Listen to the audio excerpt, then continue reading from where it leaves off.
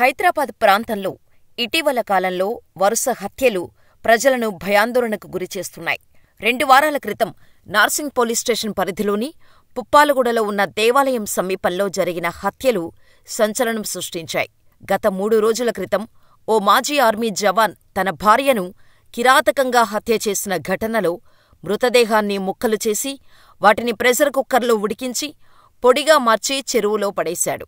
ఈ వరుస సంఘటనలతో నగరంలో భద్రతపై సందేహాలు వ్యక్తమవుతున్న టైంలో మేడ్చల్లో జరిగిన ఓ హత్య కేసు మరింత భయాందోళన కలిగిస్తోంది. మేడ్చల్ జిల్లా మునీరాబాద్ ఔటర్ రింగు రోడ్డుకు సమీపంలో నిర్మానుష్య ప్రదేశం. రింగు రోడ్డుపై నుంచి వాహనాలు వెళ్తుంటాయి, కాని కింద మనుషుల సంచారం లేదు.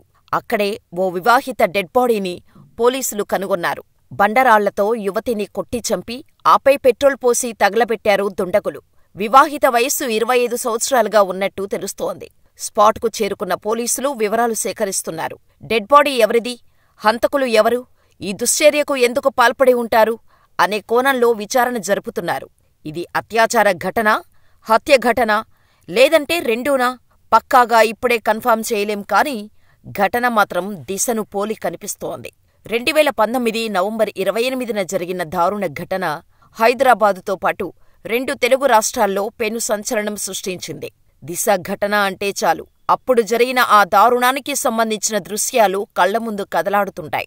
రాత్రి సమయంలో ఔటర్ రింగు రోడ్డు దగ్గర బండి పంచరై సాయం కోసం చూస్తున్న ఓ వెటర్నరీ డాక్టర్ను ఓ 4 యువకులు నమ్మించి నిర్మానుష్య ప్రదేశానికి తీసుకెళ్లి అతి క్రూరంగా అత్యాచారం చేసి అత్యంత కిరాతకంగా పెట్రోలు పోసి కాల్చేసిన ఘటన తాలూకు విషయాలు గుర్తొస్తేనే చాలామందికి కోపం, భయం వస్తుంటుంది. కాగా అచ్చం ఆ దిశ ఘటన గుర్తు చేసేలా హైదరాబాదు శివారులో ఓ యువతి దారుణమైన హత్య ఇప్పుడు తెలుగు రాష్ట్రాలను వణికిస్తోంది. కాగా Munirabad outer ring road under bridge కింద ఒక మృతదేహం ఉన్నట్టు పోలీసులకు నిన్న మధ్యాహ్నం 3 గంటలకు సమాచారం రావటంతో పోలీసులు ఘటనా స్థలానికి వెళ్లి చూడగా ఆమె ముఖంపై బండరాయితో మోది పెట్రోల్ పోసి నిప్పు పెట్టి తగలబెట్టారు.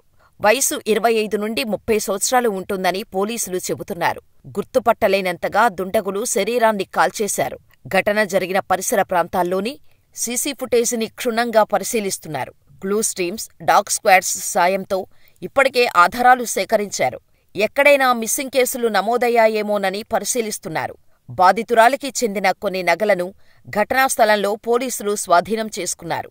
పోస్టుమార్టం రిపోర్టు వస్తే మరిన్ని కీలక విషయాలు బయటకొస్తాయంటున్నారు.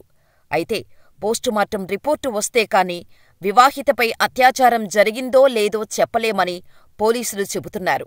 మృతదేహం మీద ఉన్న ఆభరణాలు చూస్తుంటే కొత్తగా వివాహమైనట్టుగా తెలుస్తోందని చెబుతున్నారు. అయితే తెలిసిన వ్యక్తితోనే ఆ ప్రదేశానికి వచ్చిన యువతిని రాయితో తలపై బాది చంపేసినట్టుగా అనుమానిస్తున్నారు. చనిపోయిన తర్వాత కూడా యువతిని గుర్తుపట్టకుండా ఉండేందుకు రాయితో ముఖాన్ని ఛిద్రం చేసి ఆపై మృతదేహంపై పెట్రోలు పోసి తగలబెట్టినట్టు పోలీసులు ప్రాథమికంగా అంచనా వేస్తున్నారు. కాగా మృతురాలి చేతుల మీద 2 అబ్బాయిల పేర్లకు సంబంధించిన పచ్చబొట్లు ఉన్నాయి. కుడి చేతిపై శ్రీకాంత్ అని తెలుగులో, రోహిత్ అని ఇంగ్లీష్లో ఉంది. ఎడమ చేతికి నరేంద్ర అని ఇంగ్లీష్లో టాటూలు ఉన్నాయి. ఎత్తు 5.1, మల్టీ కలర్ చీర, జాకెట్ ధరించి ఉంది.